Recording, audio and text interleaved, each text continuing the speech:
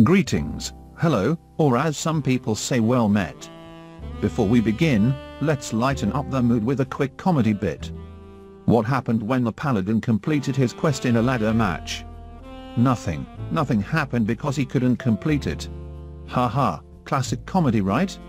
Now that we've got the paladin humor out of the way, let's discuss something more interesting. Is Hearthstone too expensive at the moment? It depends really. There are probably two main ways that a free-to-play player is able to keep up with the current card pool. The first way is if the player started very early during the game's release and managed to constantly fill his collection with the newest releases. Such player would need less gold overall to complete his collection, since the focus could be on obtaining cards from the newest expansions, instead of trying to obtain a huge amount of older cards in addition to the latest ones. Now there is also a second way that some players may not have problems with their gold. We are talking about Arena, of course. The good old Arena, where randomness and skill clash in an epic battle where only the most skilled prevail. Arena is indeed a very interesting place, but how many people can really consistently get 7 or more wins? Not that many, most likely. Come on, getting 2 or 3 is hard enough. But getting 7 wins, really? So where does that leave us? Seems like keeping up with the current card pool is getting tougher and tougher. 3 expansions per year is awesome for the meta game, but also quite expensive. Like, how many cups of lemonade or burgers could you buy instead of these virtual cards?